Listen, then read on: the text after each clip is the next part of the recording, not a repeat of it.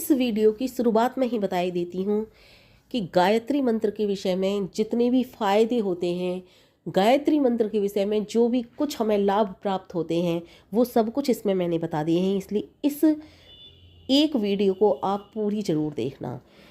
जिस कार्य के लिए यानी कि परमेश्वर प्राप्ति के लिए ऋषि मुनि महर्षि तपस्वी ये सब हमारा मोह भंग हो जाए, इसलिए इस संसार को त्याग करके या तो कंदराओं में या जंगलों में जाकर के निवास करते हैं। लेकिन गायत्री मंत्र का यदि आप जाप करते हो अपने अस्तित्व को समाप्त करके, तो ये सब कुछ तुम्हें कुछ भी त्यागने की आवश्यकता नहीं पड़ती।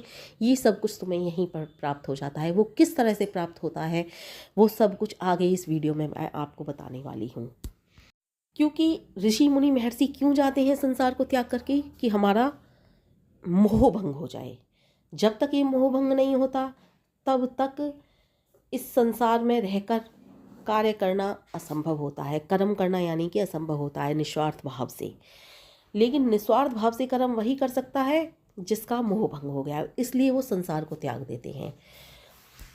ये अहंकार हमारे हृदय से दूर हो जाए, क्रोध हमारे हृदय से दूर रहे, ईर्ष्या हमारे हृदय में ना आए, वैर भाव हमारे हृदय में ना पनपे, इन सब के लिए ऋषि मुनि महर्षि संसार को त्याग देते हैं। कल हमने बात की थी कि अपने अस्तित्व को मिटाकर यदि हम परमपिता परमेश्वर के गुणगान करें यानी कि गायत्री मंत्र का जाप करें, तो किस प्रकार परमपिता परमेश्वर का हमसे प्रेम बढ़ेगा, हमारी बुद्धि बढ़ेगी और हमारा ज्ञान बढ़ेगा। इसके उपरांत और क्या क्या बढ़ता है और क्या क्या मिटता है, वो सब कुछ आज की वीडियो में जानेंगे। यदि हम अपना अहम अस्तित्व मिटा दें, हम अपना अस्तित्व ही मिटा देंगे और जान लेंगे कि परमपिता परमेश्वर ही सब कुछ है, वही तो मैं हूँ और मैं ही वो हूँ। तो इस प्रकार हम जब जान लेते हैं तो हमारा अहंकार भी नष्ट होने लगता है। जब अहंकार नष्ट हो जाता है तो ज्ञान का बीज हमारे अंदर प्रस्फुटित हो जाता है। ज्ञान का बीज जब अंकुरित होता है तो वो धीरे धीरे बढ़ने लगता है। जब ज्ञान का बीज अंकुरित होता है तब हम ये जान जाते हैं कि सामने वाला व्यक्ति किस भाव से हमसे बात कर रहा है। और वो जिस भाव से भी बात कर रहा हो, जब हमारा अहम ही ख़त्म हो गया, यदि वो हमारी बेइज्जती भी कर रहा है, जब हमारा अहम ही ख़त्म हो गया तो हमको उस पर क्रोध भी नहीं आता।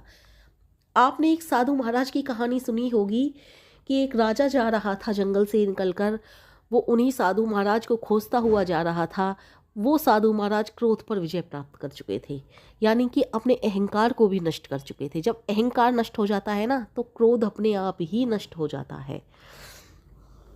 साधु महाराज ने रास्ते में देखा कि वो जब राजा जा रहा है तो वो उन्हीं से पूछ रहा है कि वो साधु महाराज कहाँ मिलेंगे। लेकिन उस दिन साधु महाराज ने मौन व्रत धारण कर रखा था, वो किसी कारण उनको बता नहीं सके। हालांकि राजा ने कई बार पूछा, वो मुझे साधु महाराज कहाँ मिलेंगे जो बहुत ज्ञानी हैं, जो बहुत विद्वान हैं। अब अपने आप को ही ज्ञानी और विद्वान साधु महाराज कहें तो वहाँ भी अहंकार प्रकट हो जाता। क्योंकि जब व्यक्ति ज्ञानी हो जाता है तो वो अपने लिए ज्ञानी नहीं समझता, वो अहंकारी नहीं होता। अहंकारी व्यक्ति जो होता है वही अपने आप को ज्ञानी और विद्वान सबसे ज़्यादा समझता है। विद्वान व्यक्ति ये जानता है कि मुझसे भी ज़्यादा इस दुनिया में एक से एक बड़े विद्वान पड़े हुए हैं, एक से एक ज्ञानी पड़े हुए हैं। तो इस तरह से साधु महाराज ने कोई जवाब नहीं दिया, क्योंकि मौन व्रत धारण भी कर रखा था। अब राजा को क्रोध आ गया, राजा ने चाबुक निकाला और उन साधु महाराज पर पीटता चला गया। जब साधु महाराज बिल्कुल इस तरह की हालत में हो गए, बेहोशी वाली हालत में हो गए, तो उनके कुछ शिष्य ने आकर देखा कि ये साधु महाराज पर इस तरह से अत्याचार कर रहा है। तो शिष्यों की ज़्यादा हिम्मत तो कुछ नहीं हुई पूछने की, लेकिन इतना ज़रूर पूछा, आप इन साधु महाराज को क्यों पीट रहे हो? तब राजा ने कहा, मैं ऐसे ऐसे इन दिनों जिनकी ज्ञानी और विद्वान जो साधु हैं उनकी इन दिनों जो चर्चा हो रही है, मैं उन्हीं साधु महाराज को खोजता हुआ आया हूँ। मैंने इस युवक से कई बार पूछा है कि वो साधु महाराज कहाँ रहते हैं, मुझे बता दो, लेकिन इन्होंने नहीं बताया। तब उन्होंने कहा, ये साधु महाराज वही हैं, ये स्वयं अपना कार्य करते हैं, किसी शिष्य को भी पीड़ा नहीं देते हैं, ये वही साधु महाराज हैं, इसीलिए तो ये स्वयं लकड़ी काटने आ गए। राजा ने जब सुना तो बहुत उसे दुख हुआ। मौन व्रत धारण जो कर रखा था उन्होंने, उसका टूटने का इंतजार किया राजा ने और पूछा, आपने उस दिन मुझे क्यों नहीं बताया था कि आप ही वह साधु महाराज हैं जिन्हें मैं ढूंढ रहा था। साधु बोला, कैसे बताता, मुझे क्या पता आप किस ज्ञानी और विद्वान व्यक्ति को ढूंढ रहे हो, मैं कैसे कह दूं मैं ही ज्ञानी हूं और मैं ही विद्वान हूं। तो ये होता है अहंकार नष्ट होना। इस तरह से अहंकार जब नष्ट हो जाता है तो तुम्हारा क्रोध भी खत्म हो जाता है। राजा ने उन्हें इतना पीटा लेकिन साधु महाराज ने एक बार भी क्रोध नहीं किया। वास्तव में जब तुम इस प्रकार गायत्री मंत्र के जप करोगे तो इसी प्रकार तुम्हारा अहंकार नष्ट हो जाएगा, और जब अहंकार नष्ट होगा तो क्रोध का भी नाश हो जाएगा, और जब क्रोध का ही नाश हो जाएगा तो तुम किसी से वैर क्या रखोगे, क्योंकि क्रोध से ही वैर भावना पनपती है। जब हम किसी पर क्रोध करते हैं तो सामने वाला भी हम पर क्रोध करता है, दोनों तरफ से आपसी क्रोध से ही वैर बनता है, और जब वैर बनता है धोखा, षड्यंत्र, झूठ, फरेब, ये सब कहानियाँ जन्म ले लेती हैं।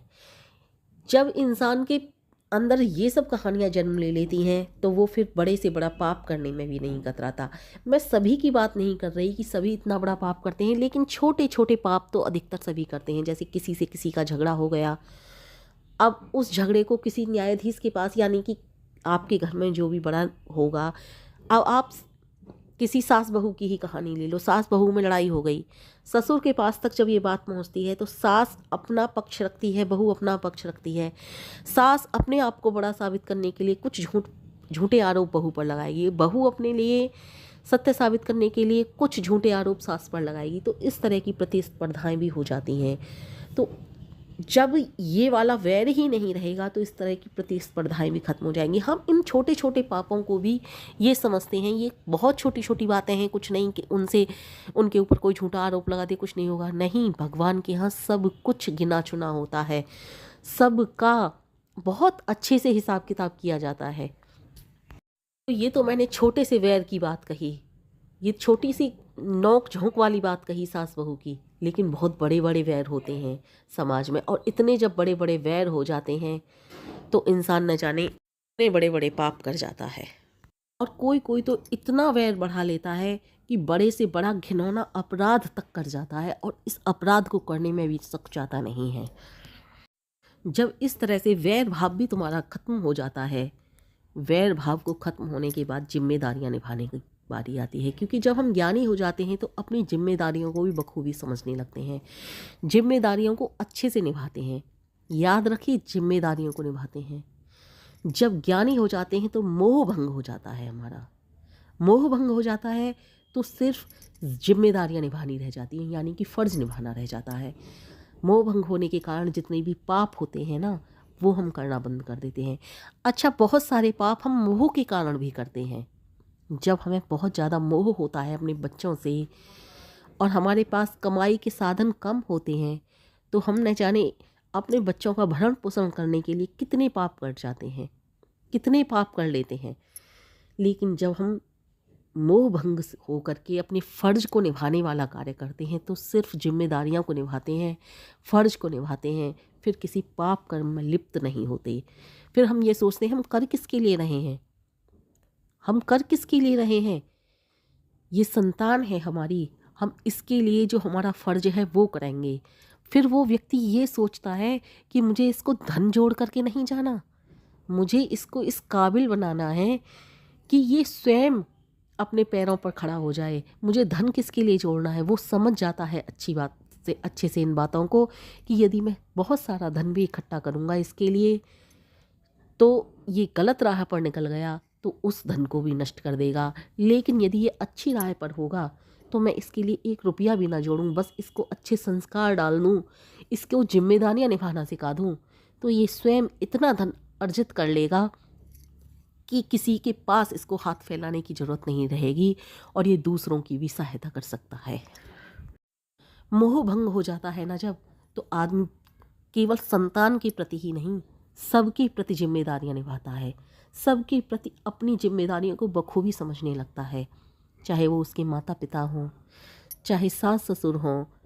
आपने इस ज़माने में तो बहुत ऐसे युवक हैं जो सास ससुर के प्रति भी अपना कर्तव्य समझते हैं। मैं जेंट्स समाज की बात कर रही हूँ इस समय, लेकिन पुराने ज़माने में या तो ये समझ लीजिए मैं सभी व्यक्तियों की पुराने ज़माने की बात नहीं कर रही, कुछ व्यक्तियों की बात कर रही हूँ।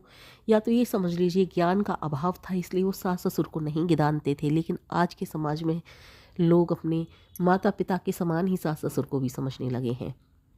इधर स्त्रियों की भी बात कर रही हूँ, स्त्रियाँ भी अपने सास ससुर को अपने माता पिता से कहीं ना कहीं कम आंकती ही हैं। तो इस तरह से ना करें, अपनी जिम्मेदारियों को समझें। तुमने अपने माता पिता को छोड़ करके ये धर्म के माता पिता बनाए हैं, यदि इनकी सेवा करोगी, इनका ध्यान रखोगी, तो तुम्हारे माता पिता की भी सेवा करने के लिए कोई ना कोई अवश्य आएगी। तो गायत्री मंत्र का ये प्रभाव है। ये मैंने आपको बातें बताई कि यदि अस्तित्व को समाप्त करके, अपने अहम को समाप्त करके गायत्री मंत्र का जाप करोगे, हे परमेश्वर तू ही सब कुछ है, तेरा अंश ही मेरे अंदर है, मैं कुछ भी नहीं, मेरा कुछ भी नहीं, दुख तेरा, सुख तेरा, लाभ तेरा, हानि तेरी, मान तेरा, अपमान तेरा, सब कुछ तेरा है, मेरा कुछ भी नहीं। इस तरह का भाव करके जब हम गायत्री मंत्र का जाप करते हैं तो एक ना एक दिन वो ज्ञान का बीज जिसकी मैंने बात कही वो अंकुरित हो जाता है, और ये सारे के सारे जो बुरे, इनको मानवीय गुण कह लो या फिर बुरी सी बुरी मानवीय आदतें कह लो, ये सब के सब हमसे छूटते चले जाते हैं। जिनके लिए ऋषि मुनि कंदराओं में जाकर के बैठ जाते हैं कि ये मोह हमारा भंग हो जाए, ये क्रोध हमारा शांत हो जाए, ये अहम हमारा मिट जाए, ये वैर भाव हमारा हो जाए और ये ईर्ष्या हमारे हृदय से चली जाए, ये सब कुछ संभव हो जाता है सिर्फ एक गायत्री मंत्र के जाप के द्वारा। सच्चे हृदय से गायत्री मंत्र करना है, बस शर्त ये है अपने अहम को, अस्तित्व को समाप्त करके गायत्री मंत्र का जाप करना है, बस शर्त ये है, और कोई दूसरी शर्त नहीं है। आप सोच रहे होंगे गायत्री मंत्र के जाप से इतनी सारी बुराइयां खत्म हो जाती हैं मनुष्य की। हाँ, सत्य बात है ये, इतनी सारी बुराइयां खत्म हो जाती हैं मनुष्य की गायत्री मंत्र के जाप के द्वारा। क्योंकि गायत्री मंत्र के जाप के द्वारा जब हम हर तरह से अपने आप को ईश्वर के हवाले करके गायत्री मंत्र का जाप करते हैं तो आपने सुना है बुद्धि का विस्तार होता है, ज्ञान का भंडार भर जाता है मनुष्य के अंदर। और ये सारे के सारे जितनी भी मनुष्य की बुरी आदतें हैं ना, ये सब एक दूसरे से बंधी हुई हैं। एक दूसरे से बंधी हुई यानी कि एक दूसरे की ही रिश्ते नाते की संबंधी हैं ये सब। जैसे कि हमारे रिश्ते नाते होते हैं ना आपस में, ऐसे ही ये भी आपस में रिश्ते नाते वाले हैं। जैसे कि अहम सबसे बड़ा इनका जो रिश्ता होता है ना, चाहे इन सब का बाप कह लो, चाहे इन सब का बाबा कह लो, चाहे ताऊ कह लो, वो अहम होता है, यानी कि अहंकार होता है।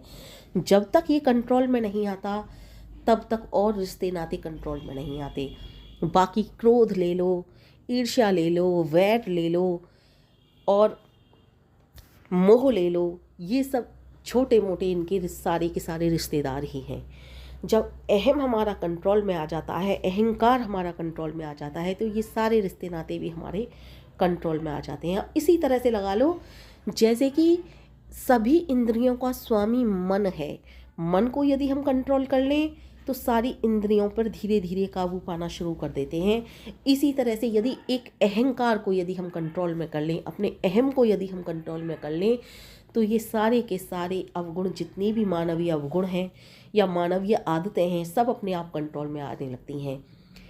सबसे पहले अहंकार को कंट्रोल में किया जाता है, फिर क्रोध को कंट्रोल में किया जाता है, और जब अहंकार और क्रोध कंट्रोल में हो जाते हैं फिर मोह भी कंट्रोल में होने लगता है, और जब मोह भी कंट्रोल में होने लगता है तो सारी की सारी बुरी जो भी मनुष्य वाली आदतें हैं हमारी, सब अपने आप कंट्रोल में होने लगती हैं।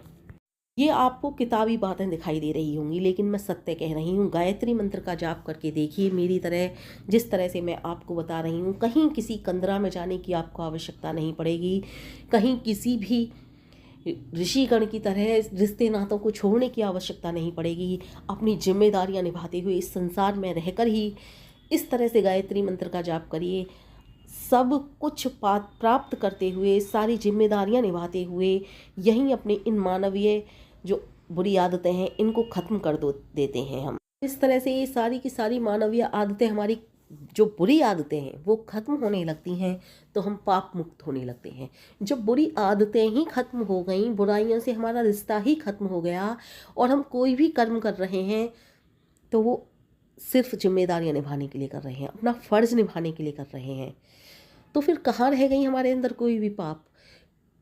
हम और जो हमने पूर्व जन्मों में पाप किए हैं वो भी धीरे धीरे हमारे ख़त्म होने लगते हैं। ख़त्म कैसे होने लगते हैं? कहीं ना कहीं किसी ना किसी रूप में तो भगवान हमें सज़ा दे ही रहे हैं इस जन्म में, या फिर किसी और जन्म में भुगती होगी। तो आगे से हम कोई पाप ही नहीं कर रहे तो फिर कहाँ से पाप कर्म रह गए हमारे। तो इस तरह से धीरे धीरे हमारे पाप भी नष्ट होने लगते हैं। और जब पाप नष्ट होने लगते हैं, इधर तो हम कर्म मुक्त हो जाते हैं। कर्म मुक्त यानी कि कर्म करते हुए भी हम कर्म मुक्त हैं, क्योंकि हम सिर्फ जिम्मेदारियां निभा रहे हैं। और वो जिम्मेदारियां हमें क्यों निभानी है? क्योंकि यही परमात्मा का आदेश है, और इस आदेश को शिरोधार्य रख करके हमें अपनी सारी जिम्मेदारियों को निभाना है।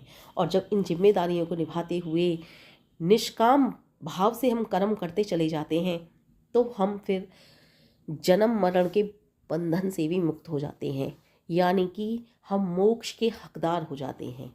जब हमें मोक्ष मिल जाता है तो हम और परमात्मा एक हो जाते हैं। हमारा ये आत्मा परमात्मा में विलीन हो जाता है और हम इस जन्म मरण के बंधन से मुक्त हो जाते हैं। ये जन्म मरण का बंधन तभी तक है जब तक कि हम इन बुरी आदतों से मुक्त नहीं हो रहे, यानी कि अपने पाप कर्मों से मुक्त नहीं हो रहे। जब तक हम पाप कर्म करते रहेंगे, इस संसार में हमारा आवागमन चलता रहेगा। इस संसार में जब तक आवागमन चलता रहेगा तब तक हम कर्मों से मुक्त नहीं होते। और जब कर्मों से भी मुक्त हो जाते हैं, निष्काम भक्ति भाव से कर्म करते हैं, तो जन्म मरण के बंधन से भी मुक्त हो जाते हैं। इसीलिए कहती हूँ, अपने अस्तित्व को समाप्त कर गायत्री मंत्र का जाप कीजिए। आपको बिना किसी संघर्ष के सहज ही वो सब कुछ प्राप्त हो जाएगा जिसके लिए कठोर तपस्याएं की जाती हैं।